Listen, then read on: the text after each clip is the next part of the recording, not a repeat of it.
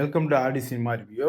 இன்னைக்கு நம்ம என்ன படம் பார்க்க போறோம்னா, 2024ல ரிலீஸ் ஆன ஸ்பைடர்ஸ் படம் எப்படி இருக்குன்னு தான் பார்க்க போறோம். இந்த படம் வந்து உங்களுக்கு அமேசான் பிரைம்ல தமிழ் டப்பிங்லயே இருக்கு. இப்போ இந்த படம் எப்படி இருக்குன்னு பார்க்கறதுக்கு முன்னாடி நம்ம வீடியோ பிடிச்சிருந்துச்சுன்னா லைக் பண்ணுங்க, ஷேர் பண்ணுங்க, மறக்காம நம்ம சேனலை சப்ஸ்கிரைப் பண்ணி சப்போர்ட் பண்ணுங்க.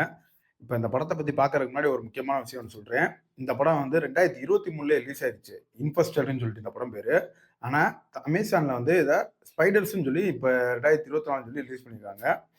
தமிழ் டப்பிங்லேயே தான். இப்ப இந்த படத்தோட கதைய கேட்கறதுக்கு முன்னாடி உங்களுக்கு ஒரு சஸ்பென்ஸ் ஒண்ணு சொல்றேன்.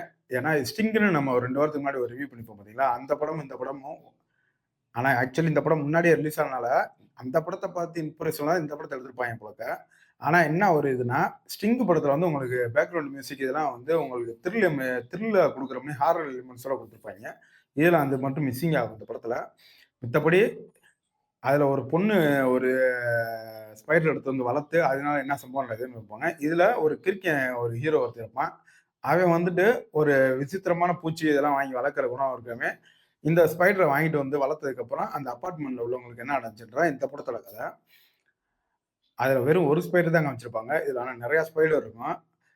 அந்த ஸ்பைடர்ஸ் நெறைய காமிச்சு பண்ண சம்பவம்லாம் இதுல நெறையவே நல்லாவே இருக்கும். ஏன்னா என்னன்னா, அதுல வந்து ஹாரர் எலிமெண்ட்ஸ் இருக்கும்ல. இதுல வந்து ஹாரர் எலிமெண்ட்ஸ் இருக்காது. விசுவலா உங்களுக்கு இது நல்லா இருக்கும் படம் பார்க்கறதுக்கு. ஆக மொத்தத்துல அந்த படம் ஓகே. இந்த படம் நல்லா இருக்காதா? அப்படின்னு நெனைச்சுறாதீங்க. 2மே ஓகேவான படம் தான். 2யுமே பார்க்கலன்னா, கண்டிப்பா 2யுமே ட்ரை பண்ணுங்க. 2மே உங்களுக்கு வேற வேற ஜானர்ல த்ரில்லிங்க குடுக்குறாப்புல தான் இருக்கும் படம்.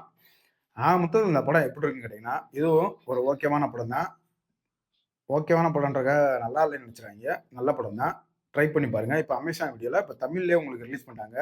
நம்ம பார்த்தது என்னமோ இங்கிலீஷ் சப்டைட்டில்ல தான் பார்த்தோம். இப்ப தமிழ்லயே விட்டுட்டாய்ங்க. டைம் இருந்தா கண்டிப்பா ட்ரை பண்ணுங்க. உங்க நேரத்த எங்கேயுமே வீணடிக்காத இந்த படம். நல்ல படம் தான். இன்னொரு தரமான படத்துல சந்திக்கிறேன்.